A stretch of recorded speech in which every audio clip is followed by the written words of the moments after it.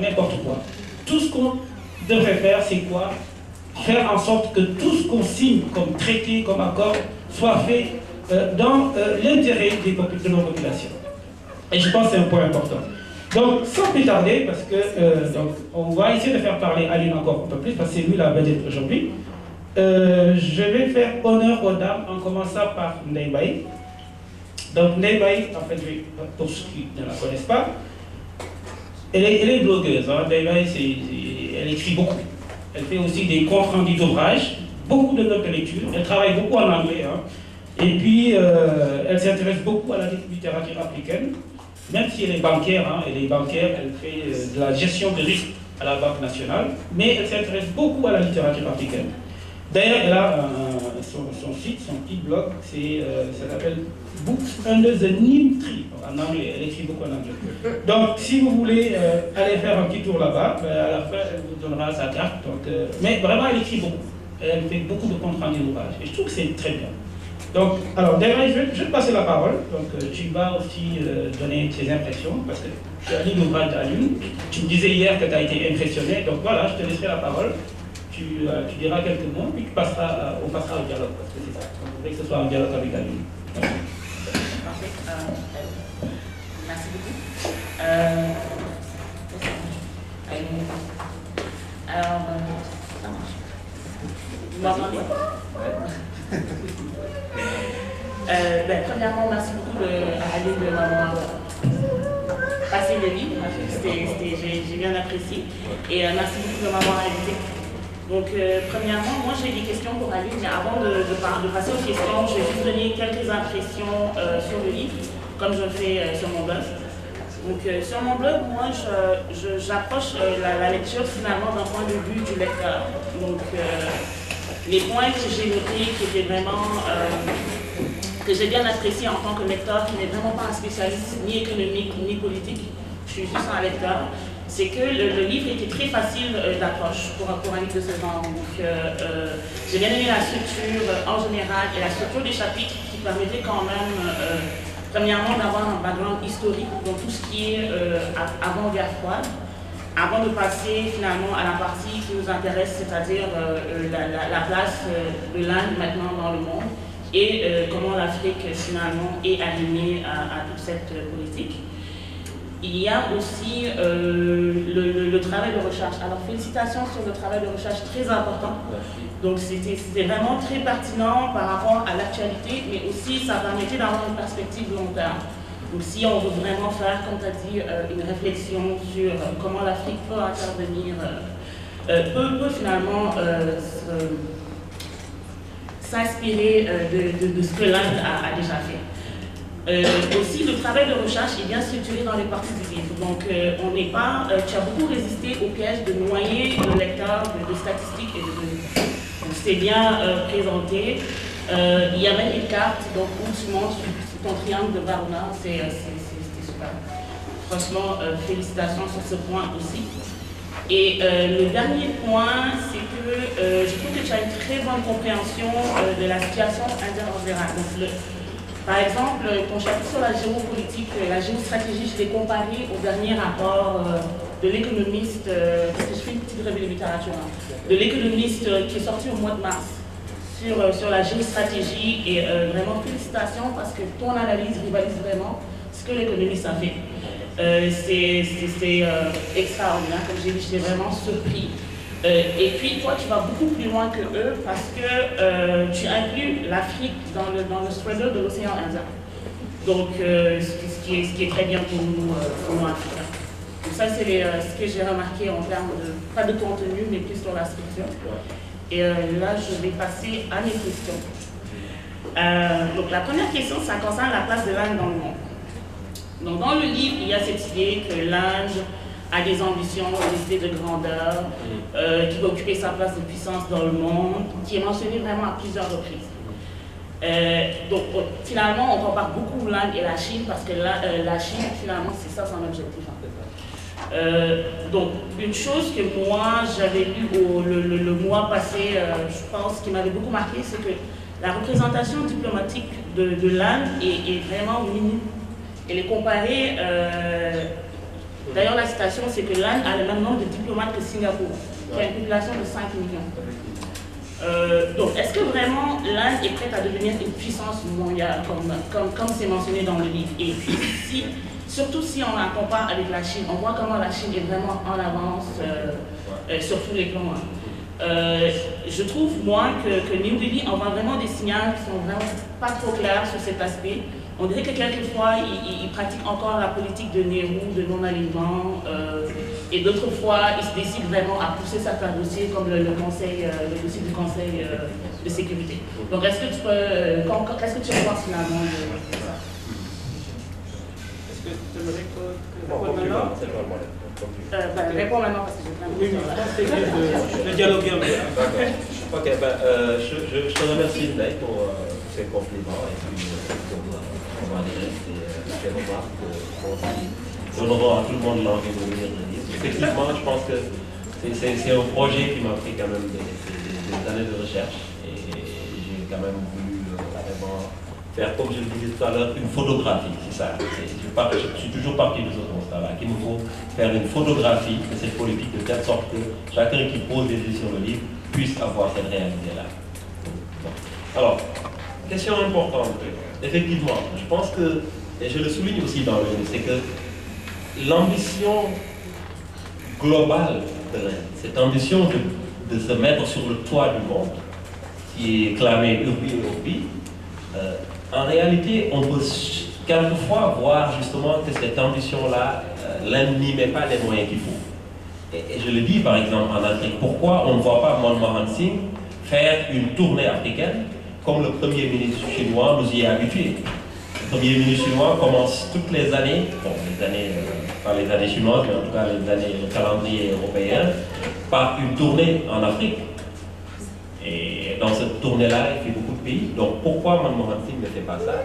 Et même en termes de représentation diplomatique en Afrique, l'Inde pourrait faire mieux, même si, il faut le noter, vers la fin des années 90, la tendance était plutôt à la fermeture des représentations diplomatiques.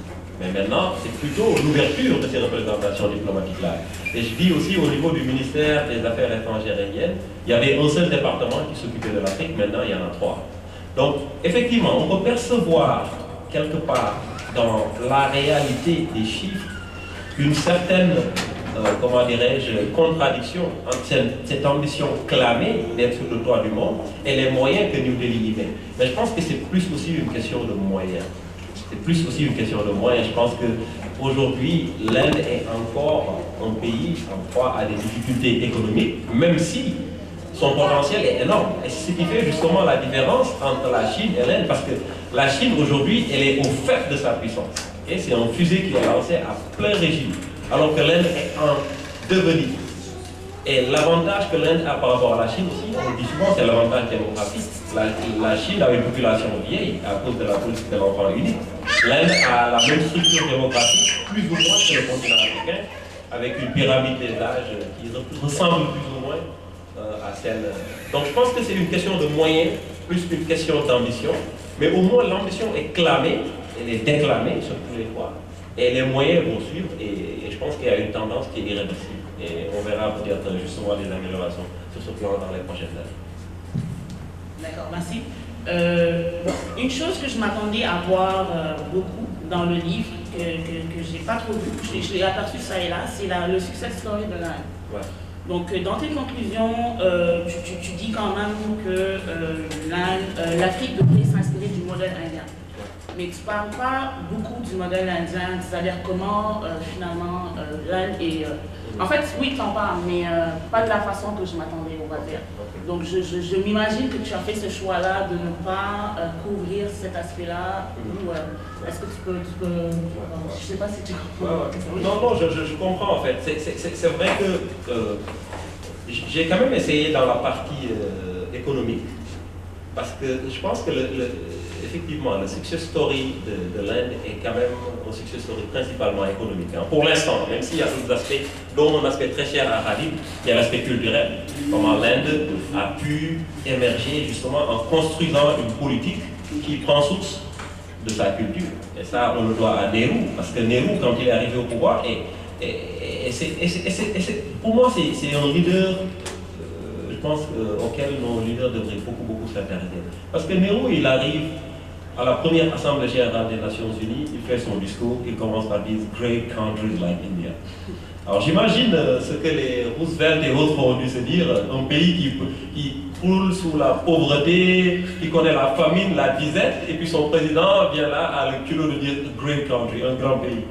Mais c'est parce qu'il y croyait, parce que pour lui, ce qui faisait la grandeur de l'Inde, c'est cette histoire plurimillénaire, ces personnalités, ces valeurs, justement sur lesquelles il a voulu construire cette Inde-là. Et lorsqu'il a voulu construire sa politique étrangère, le non-alignement, ce n'est rien ni plus ni moins que la résultante d'une volonté d'indépendance. D'une volonté d'indépendance qui est dictée par une conscience que ce pays est tellement grand qu'il ne devrait être assujetti à personne. Je pense que cela est fondamental.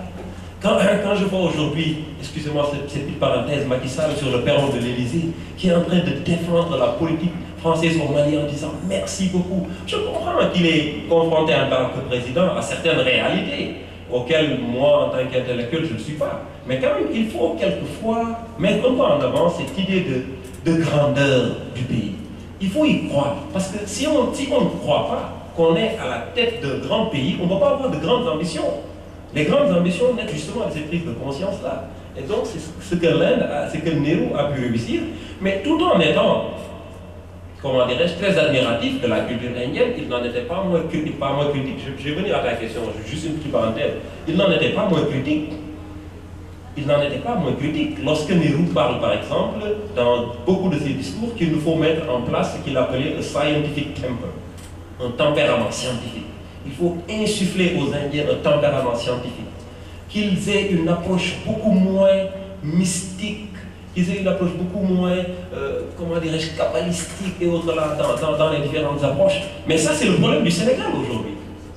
Le Sénégalais est aujourd'hui, mais en plein dans cela, dans le mystique, le self-développement, pour ne pas citer. Non, mais c'est ça. Non, mais aujourd'hui, on a l'impression que ce pays n'avance que par ça. Mais c'est ça. Quand un président de la République dit je ne vais pas aller dans le palais, pour la raison que nous savons tous. C'est tellement ancré en nous aujourd'hui, j'ai l'impression qu'il y a une sorte de résurgence du tchéto chez nous qui fait que ces pratiques mystiques ont acquis une importance tellement grande chez nous qu'effectivement on a perdu tous nos moyens scientifiques et rationnels. Donc il nous faut un scientifique temple, sinon on n'ira nulle part. Mais comment peut-on confier nos vies à ces adeptes de laboratoire, des pionteurs de ces laboratoires, qui ne peuvent pas inventer une seule roue, mais qui peuvent empêcher à 1000 roues d'avancer? C'est pour ça qu'on va nulle part. C'est de l'ambivalence, on va nulle part, pour reprendre un peu l'expression de Bourri. Donc, je pense, pour revenir à ta question, effectivement, j'ai essayé de faire une photographie de cette story en disant, par exemple, l'Inde a commencé par le plan de Nehru. Ce plan n'a pas eu les résultats escomptés, et à partir de là, justement, il y a eu des réformes qui se sont faites sous Manmohan Singh, lorsqu'il était ministre de l'économie de Narasimha Rao, avant de devenir plus tard Premier ministre lui-même. Et ces réformes portaient essentiellement sur, effectivement, l'ouverture de l'économie indienne afin qu'elle puisse recevoir beaucoup plus d'investissements directs étrangers, ce qui permet aujourd'hui aux entreprises indiennes d'investir aussi en Afrique. Donc je pense que... Mais quand même, c'est une remarque qui est bien notée, et peut-être essaiera-t-on dans le prochain ouvrage de mettre un peu plus l'accent sur ça. C'est ça. En fait, ce que je voulais plus voir, c'était quoi les réformes de Manmohan Singh? J'en ai parlé brièvement, en fait, mais on entend tout le temps que c'est lui qui a fait l'âge de s'ouvrir, donc je m'attendais que tu développes plus sur le sujet. Mais encore une fois, c'est un livre qui concerne l'Afrique, hein, donc je comprends que certaines choses. Ok, la prochaine question, c'est l'importance de la menace Pakistan. Donc, je m'attendais à avoir beaucoup de Pakistan, beaucoup plus de